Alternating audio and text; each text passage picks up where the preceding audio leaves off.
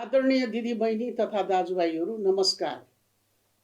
आज म तपाईहरू सामु उपस्थित हुँदा मेरो मन केही भारी पनि भएको छ। म सम्झिरहेकी छु ती कलिला बालबालिका जसले भदौ 23 र 24 को घटनामा ज्यान गुमाउनु पर्यो। ती ऊर्जावान किशोर किशोरी जसले आजीवन अपाङ्गता बेहोर्नु पर्यो। ती परिवार जसले आफ्नो सपना र सहारा गुमाउनु पर्यो।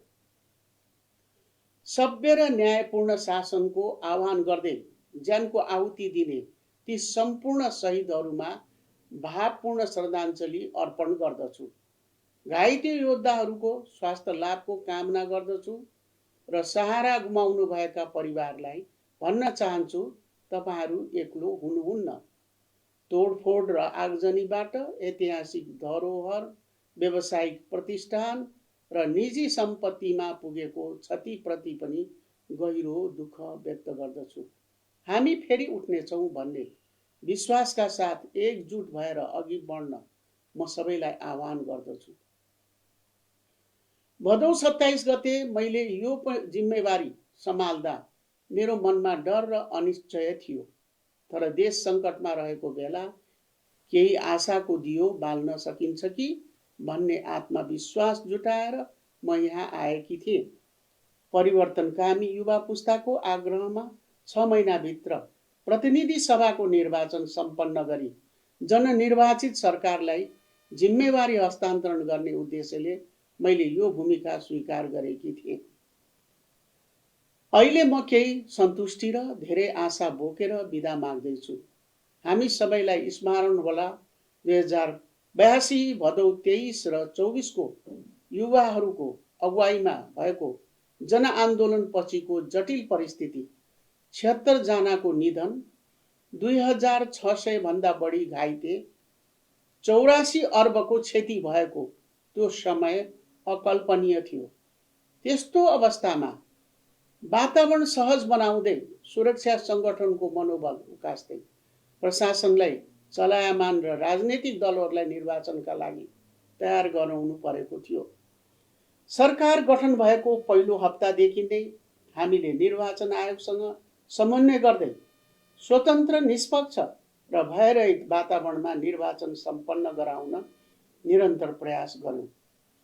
आयोग पनि सरकारको चाहना र मुलुकको आवश्यकता बमोजिम घोषित मितिमै निर्वाचन सम्पन्न गर्ने कार्ययोजनामा अघि बढ्यो र फागुन 21 गते तोकिएकै दिन एकै खेपमा ऐतिहासिक रूपमा शान्तिपूर्ण र स्वच्छ निर्वाचन सम्पन्न भयो। यस कार्यमा कार्यवाहक प्रमुख आयुक्त रामप्रसाद भण्डारी सहित आयुक्तज्यूहरू, त्यहाँ कार्यरत सम्पूर्ण कर्मचारीहरूले छोटो समयमा गहन परिश्रम गरी महत्त्वपूर्ण भूमिका खेल्नुभयो। म उहाँहरूको उच्च प्रशंसा गर्दछु। नेपाली सेनाले अहोरात्र खटेर कहाली लाग्दो परिस्थितिलाई काबुमा लिँदै सुरक्षा व्यवस्था सुदृढ गर्न र निर्वाचन गराउन समेत महत्त्वपूर्ण भूमिका खेलेको छ। यसका निम्ति प्रधान सेनापति सहित प्रत्येक सिपाहीलाई धन्यवाद दिन्छु। चौकी जलाइएका, हतियार लुटिएका, लुगा जुत्ता समेत नभएका अवस्थामा पनि खरानीबाट उठाएर सङ्गठनलाई पुनः सक्षम बनाउँदै निर्वाचन सम्भव तुल्याउने नेपाल प्रहरी र सशस्त्र प्रहरी बलका प्रमुख तथा प्रत्येक सिपाहीलाई धन्यवाद दिन्छु। राष्ट्रिय अनुसन्धान विभागले देखाएको सक्षमता थप प्रशंसनीय छ। यसका लागि प्रमुख र प्रत्येक कर्मचारीलाई धन्यवाद छ। आफ्नो घरबार छोडी छोटो समयका लागि पनि आएर सेवा गर्ने निर्वाचन प्रहरीहरूको योगदान ससम्मान सम्झिन चाहन्छु। निर्वाचनमा खटिने अदालतका कर्मचारी सहित प्रत्येक राष्ट्र सेवक पनि धन्यवादका पात्र हुनुहुन्छ।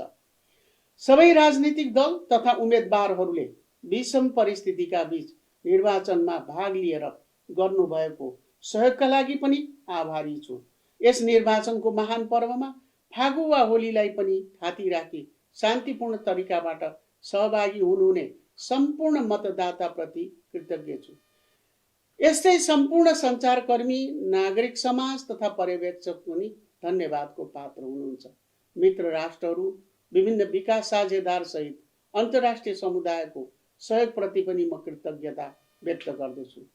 मेरो नेतृत्वमा सरकारमा सहभागी मन्त्रीज्यूहरू र मेरो सचिवालयको टोलीलाई पनि विशेष धन्यवाद दिन चाहन्छु। सम्माननीय राष्ट्रपतिज्यूको अभिभावकीय भूमिका र मार्गदर्शन स्मरणीय छ। विशेष परिस्थितिमा सम्पन्न यस निर्वाचनले थुप्रै नवीन र सकारात्मक अभ्यासहरू स्थापित गरेको छ। निर्वाचनको सुरक्षा, स्वच्छता, मितव्ययिता र समयको पालनामा यसपालि हामीले थुप्रै मानक स्थापित गर्न सकेका छौँ। आगामी चुनावहरूमा यही स्तर कायम राख्न सक्यौँ भने हाम्रो लोकतन्त्रलाई थप सुसंस्कृत र समृद्ध चरणमा पुर्याउन सकिनेछ। यस निर्वाचनले हामीलाई एउटा महत्त्वपूर्ण पाठ सिकाएको छ। निस्वार्थ भावले देशको हितका लागि काम गर्दा जनताको साथ अवश्य पाइन्छ। सङ्कटका बेला नेपालीहरू एकजुट भएर सामना गर्न सक्छन् भन्ने कुरा हामीले पुनः प्रमाणित गरेका छौँ र हाम्रो राष्ट्रिय क्षमता कमजोर भएको छैन र आफ्नो समस्या आफै सुल्झाउन सक्छौँ भन्ने पनि साबित गरेका छौँ। यो निर्वाचनमा जेनजी आन्दोलनको मर्म र भावना बमोजिम परिवर्तनको पक्षमा नागरिकहरूले स्पष्ट जनादेश दिनुभएको छ। यो संविधानमा भएको निर्वाचन प्रणालीले कुनै दलले बहुमत प्राप्त गर्न सक्दैन भन्ने भाष्यलाई समेत गलत साबित गरिदिएको छ। नवनिर्वाचित प्रतिनिधि सभा सदस्यहरूलाई बधाई ज्ञापन गर्दै सफल कार्यकालको शुभकामना व्यक्त गर्दछु। युवाको नेतृत्वमा बन्न लागेको नयाँ सरकारले जेनजी आन्दोलनको माग र आकांक्षा बमोजिम मुलुकमा भ्रष्टाचारको अन्त्य, सुशासन स्थापना, देशभित्रै रोजगारी सृजना, आर्थिक विकास र सामाजिक न्यायको क्षेत्रमा नतिजामुखी कार्य गर्नेछ भन्ने विश्वास लिएको छु। यसका लागि सरकारको पूर्ण सफलताको कामना पनि गर्दछु। 6 महिने अवधि रहेको चुनावी सरकारले जेनजी आन्दोलनमा अभिव्यक्त सबै काम गर्न सक्ने अवस्था थिएन, तर हामीले केही आधारशिला अवश्य तयार गरेका छौँ। जटिल अपराध र भ्रष्टाचारको छानबिन गर्ने निकायहरूलाई पूर्ण व्यावसायिक स्वतन्त्रताका साथ काम गर्न हामीले प्रेरित गर्यौँ।